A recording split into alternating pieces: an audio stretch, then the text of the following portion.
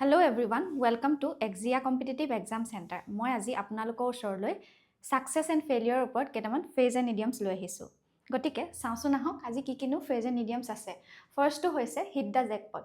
Hit the jackpot মানে হৈছে achieve great success. মানে আপুনি যদি কিবা এটা ডাঙৰ সফলতা পায় হেতুক আমি কি বুলি ক'ব পাৰিম ইংলিছত হিট দ্য জেকপট বুলি ক'ব পাৰিম। নেক্সটটো হৈছে ৰাইজ টু দ্য অকেজন। ৰাইজ টু দ্য অকেজন মানে হৈছে পাৰফৰ্ম ৱেল ইন ডিফিকাল্টি। আপোনাৰ ধৰক ডিফিকাল্ট কিবা এটা সিচুৱেশ্যন চলি আছে আৰু তেতিয়াও যদি আপুনি ভালকৈ পাৰফৰ্ম কৰি আছে কিবা এটা কাম হেতুক আপুনি কি বুলি ক'ব পাৰিব ৰাইজ টু দ্য অকেজন বুলি ক'ব পাৰিব।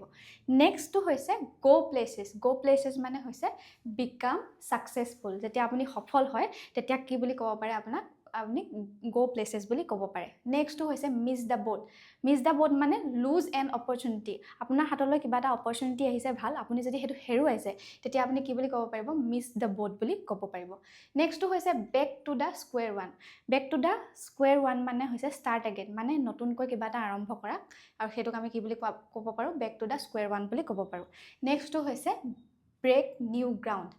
ব্ৰেক নিউ গ্ৰাউণ্ড মানে হৈছে ডু ছামথিং ইন'ভেটিভ। আপুনি যদি নতুনকৈ কিবা এটা আৰম্ভ কৰিছে সেইটো মানে ইন'ভেটিভলি কিবা এটা কৰিব খুজিছে সেইটো ব্ৰেক নিউ গ্ৰাউণ্ড বুলি কোৱা হয়। নেক্সটটো হৈছে চিংক অৰ ছুইম। চিংক অৰ ছুইম মানে হৈছে ছাকচিড অৰ ফেইল ইণ্ডিপেণ্ডেণ্টলি। মানে আপুনি সাকসেস হৈছে বা ফেইল হৈছে আপুনি সেইটো কেনেকৈ হ'ব ইণ্ডিপেণ্ডেণ্টলি যদি আপুনি হয় সেইটোক কি বুলি কোৱা হয় চিংক অৰ ছুইম বুলি কোৱা হয়। নেক্সটটো হৈছে at the 11th hour. At the 11th hour মানে হৈছে এট দ্য লাষ্ট মমেণ্ট, মানে একেবাৰে শেষৰ মমেণ্টটোত কি বুলি কোৱা হয় এট দ্য 11th আৱাৰ বুলি কোৱা হয়। নেক্সটটো হৈছে থ্ৰু থিক এণ্ড থিন। থ্ৰু থিক এণ্ড থিন মানে হৈছে ডেছপাইট ডিফিকাল্টি, মানে আপোনাৰ কিবা এটা ডিফিকাল্টি চলি আছে আৰু ডিফিকাল্টি চলাৰ পাছতো আপুনি কিবা এটা কৰিছে, সেই যে ডিফিকাল্টি যে চলি আছে সেইটোক কি বুলি কোৱা হয় থ্ৰু থিক এণ্ড থিন বুলি কোৱা হয়।